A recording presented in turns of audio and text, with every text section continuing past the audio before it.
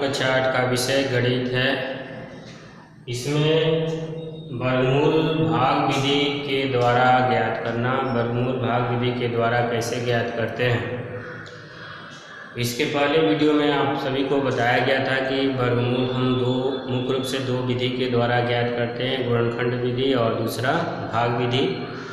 तो गुणनखंड विधि से सिर्फ हम जो परफेक्ट स्क्वायर के रूप में रहता है सिर्फ उसी को हम ज्ञात कर सकते हैं, और भाग विधि से हम सभी प्रकार की जो संख्याएं जो होती हैं उनको हम भाग विधि के द्वारा ज्ञात कर सकते हैं, परफेक्ट स्क्वायर के रूप में हो या न हो।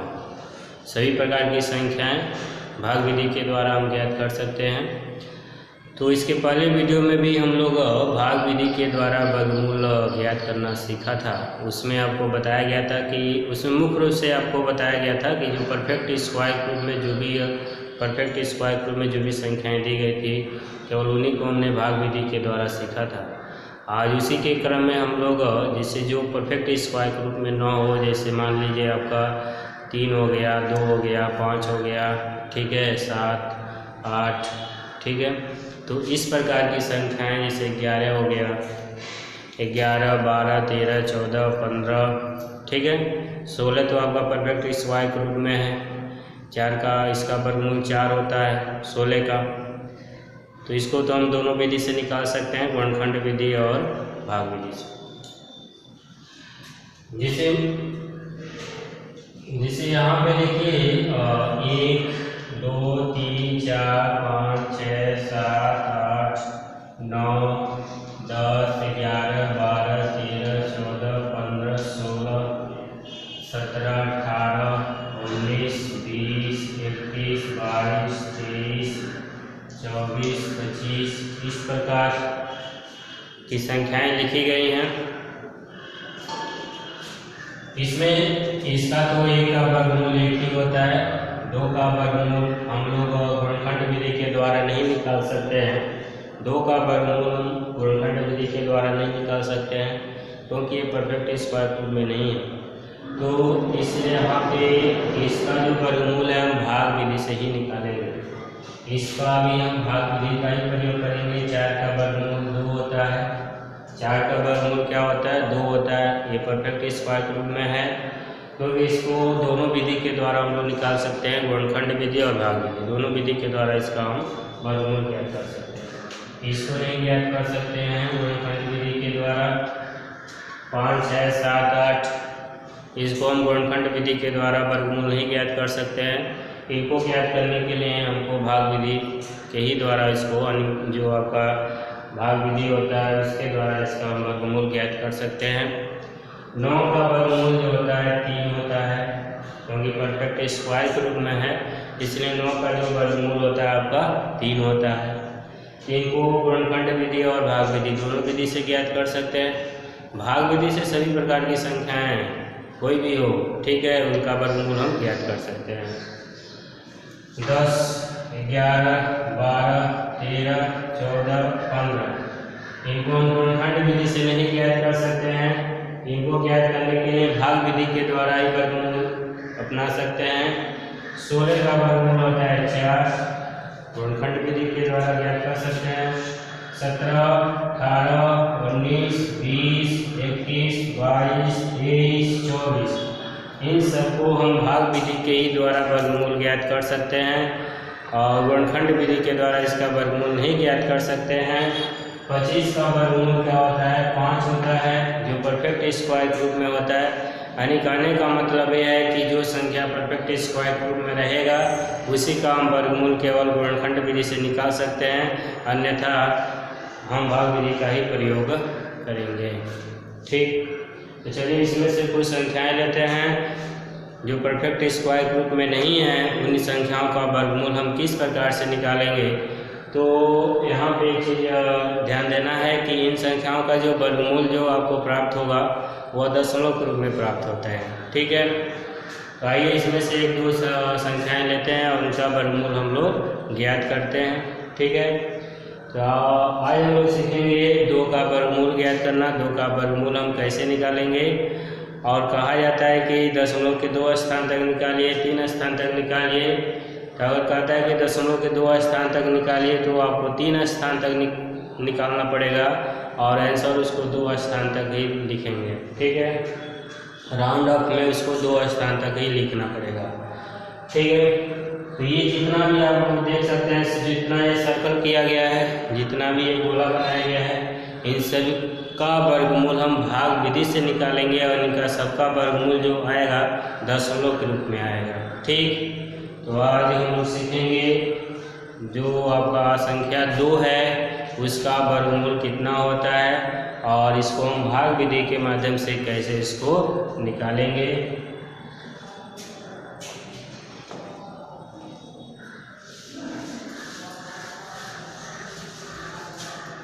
तो यहाँ हम लिखते हैं 2। भाग विधि का मेथड ऑफ फॉलो होता है जिस प्रकार से हम लोग इसके पहले वीडियो में आपको बताया गया था, सेम प्रोसेस होता है। भाग विधि के द्वारा 2 का वर्गमूल निकालना। यहाँ पे देखिए 2 है, यहाँ पे आपको ऐसा संख्या लेना है, जो भी संख्या लेंगे उसी संख्या से मल्टीप्लाई भी करेंगे और इसका जो मल्टीप्लिकेशन आए वो हमेशा 2 से छोटा आना चाहिए या उसके इक्वल आना चाहिए। 2 ही कंडीशन हो सकता है। भाग आप 6, 7, 8 में भी पढ़े हैं, इसे भाग करते हैं तो हमेशा जो आप टेबल पढ़ते हैं तो भाज्य से ही हमेशा क्या आना चाहिए, छोटा आना चाहिए। ठीक है, उसके इक्वल आना चाहिए या उससे छोटा आना चाहिए।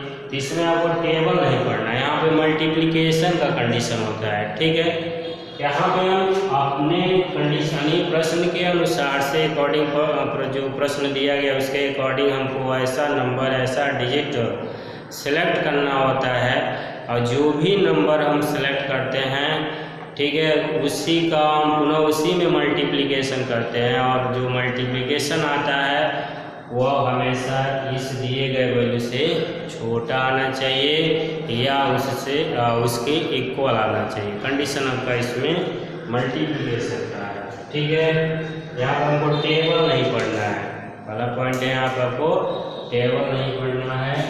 टेबल मतलब 2 का टेबल होता है, 3 का टेबल होता है। ठीक है, ये सब आपको नहीं पढ़ना है। यहाँ पे अगर 2 लेते हैं तो 2 ही यहाँ भी रखेंगे या 2 और 2 का जो मल्टीप्लिकेशन है तो 4 होता है, 2 से ग्रेटर होता है। ठीक है, तो यहाँ पे आप 1 लिखिए, 1 यहाँ भी लिखिए, 1 का मल्टीप्लिकेशन 1 होता है, 1 को यहाँ पे लिखिए, 1 और 1 2 होता है, ऐड करिए। ठीक, अब यहाँ पे 2 में से 1 को सब्ट्रैक्ट करेंगे। अब देखिए यहाँ पे ये है कि यहाँ पे 2 है, यहाँ पे 1 है, इधर कुछ भी नहीं है 2 के बाद, इसलिए यहाँ पे हम डेसिमल लगाते हैं।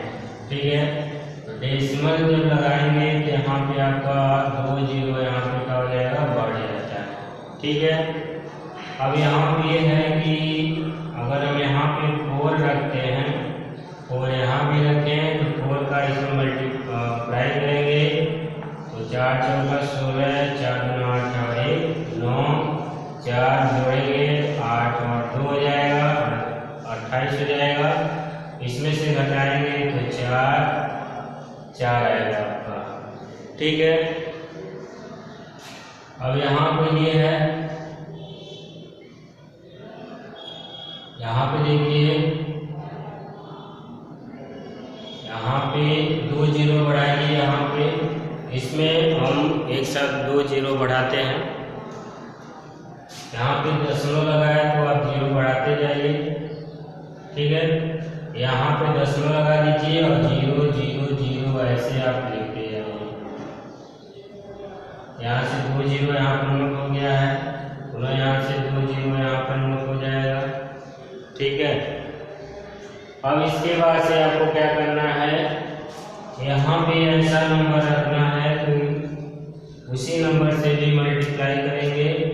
ठीक है, उसी नंबर से मल्टीप्लाई करेंगे तो उसका जो मल्टीप्लिकेशन हो इससे छोटा हो। यहाँ पे 1 रखें, यहाँ पे 1 रखिए, 1 यहाँ पर रखिए, इसका मल्टीप्लाई करिए 2x1। अगर 2 रखेंगे तो 2 का मल्टीप्लिकेशन यानी 2 का इसमें गुणा करेंगे तो इससे अधिक हो जाएगा। और एक क्या हो गया 2, 8 और 2 यहाँ से घटा दीजिए, 10 में से जाएगा तो 9, 9 में से 8 जाएगा तो 1 आ जाएगा, 3 में से 2 जाएगा तो 1 आ जाएगा। पुनः यहाँ पे आप 2 जीरो यहाँ से आप नोट कर सकते हैं, ठीक है।